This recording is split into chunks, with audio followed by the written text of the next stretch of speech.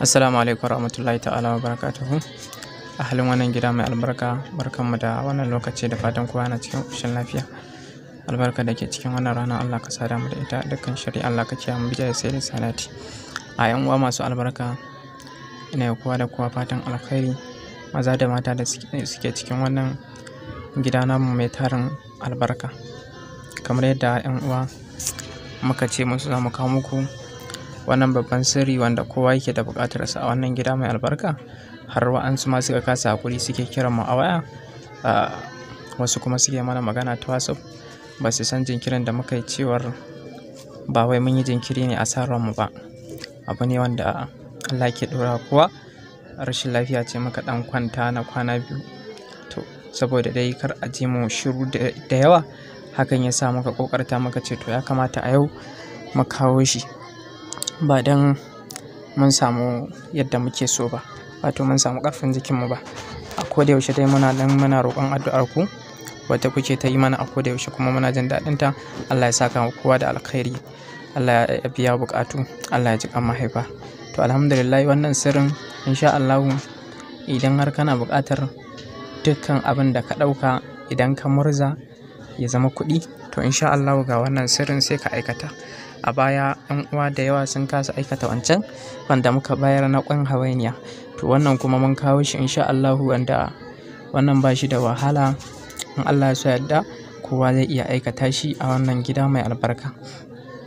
Abu biyu dai ake da buƙatar ka samu a cikin wannan sirrin. In Allah ya sa ka samo su zuwa 3, to shikenan za ka iya aikata wannan sirrin mai albarka. Abubuwan da ake so kuma su ne kamar haka. Kowa dai ya san hawainiya, kowa ya san hawainiya. Insha Allah idan ka samo kan hawainiya ake so ka samo. Idan ka samo kan hawainiya sai ka samu sabon kuɗi na ƙarshen ƙasarka, kamar mu Najeriya ka samu 1000.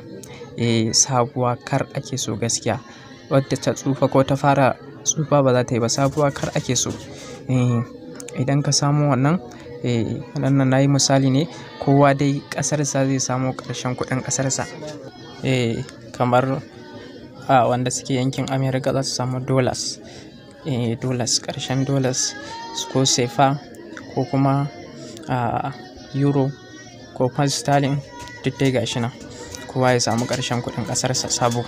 Idan ka samu wannan sai ka zo ka samu wannan kuɗin, za ka rubuta wato wannan huɗuba ɗin, innama amruhu iza arada shay'an an yaqul lahu kun fayakun, fa subhanallazi biyadihi malakutu kulli shay wa ilayhi turja'un.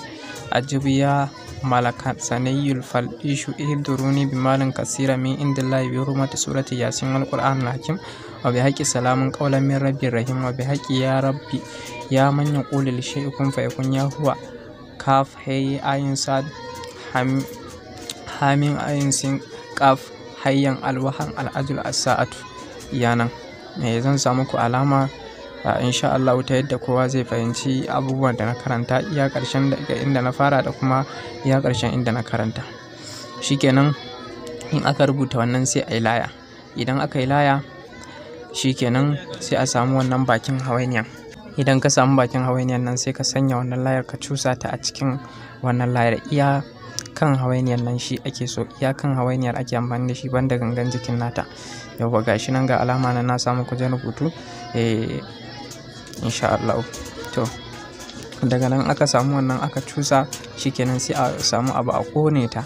Idan aka ƙone ta ta gama ƙonuwa, wannan kan hawainiya ɗin da aka cusa mai wannan layar, in ya gama ƙonuwa shikenan sai a samu allo kuma a rubuta yasin wal qur'anil hakim zuwa sura kafa 41. Ba kai za ka iya sa wa'ansu su rubuta, ma za ka iya rubuta da kanka duk yadda ka so. 41 dai ake so a rubuta.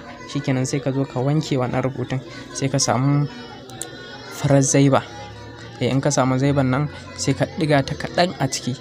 In ka ɗiga 'yar kaɗan a ciki shikenan sai ka samu wannan maganin, wato kan hawainiyan nan da aka ƙone, sai ka zuba shi a cikin wannan rubutun. Daga nan sai ka tashi ka je ka yi alola, ka ɗebi ruwa ka je ka yi wankan tsarki.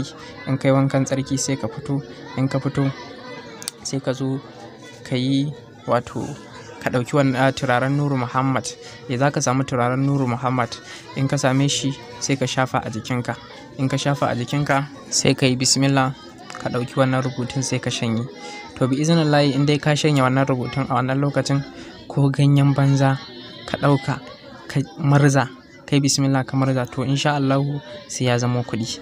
Da izinin Allah sai ya zamo ƙarshen kuɗin nan.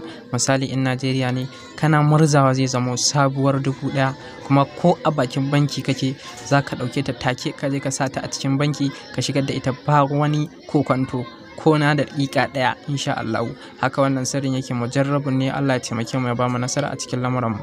Haka ake wannan aikata wannan sirrin. To amma ku sani 'yan uwa, kowa fa da yanayin ƙarfin mustajabarsa. Kar ka yi aikin, misali a ce yanzu ka sha rubutun, ka ɗau ganyen ka murza, ka ga baka samu biyan bukata ba. A'a, kar ka ce wai sirri bai yi ba, ka ringa jira. Akwai wanda sai kwana 3, akwai wanda ya aikata wannan sirrin ma sai da ya kusan wata sannan sirrin ya fara tashi a kansa. To haka kowa da yanayin ƙarfin mustajabarsa.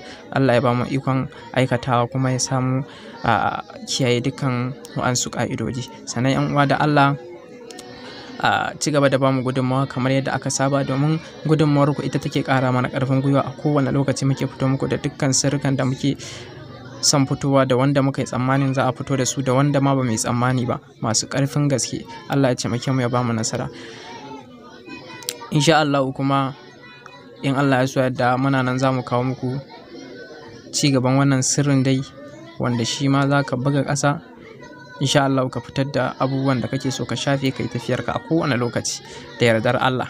Wannan sirrika ne manya-manya na manyan malamai na da, wanda ake suke tasrifi da su, suke ismullahi azim da su, suke biyan bukatunsu. A yanzu muke fito muku da su ɗaya bayan ɗaya. Don haka ku dai addu'ar ku muke roƙo a kowane lokaci. Allah ya kiyaye mu daga dukkan sharri, da mu da ku baki ɗaya. Komai muka nufa Allah ya tabbatar mana da alkhairi, kuma ya sa alkhairi a cikin lamura. Shine kawai abin da muke roƙo a wajen ku. Ba ma buƙatar komai a tare da ku sai addu'a. Ita ce take samu a kowane lokaci. Muke jin ƙarfin gwiwa wajen kawo muku kowane sirri a cikin wannan gida mai albarka. Da haka 'yan uwa, wannan sirrin a dage a jarraba shi, mujarrabun ne in Allah ya so yadda. Sannan a samu Nuru Muhammad din, a samu mai kyau. A samu mai kyau. Farar zaiba ita ma a samu mai kyau. A tabbatar an samu wadda bata hau inji ba. Wacce ta hau inji gaskiya ba ta da kyau sosai. Wacce bata hau inji ba ita ce ainihin original farar zaiba mai kyau. Allah ya taimake mu ya ba mu nasara a cikin lamuranmu. Allah ya sa mu dace. Nagode, ina kuwa fatan alkhairi. Anan nake cewa wassalamu alaikum.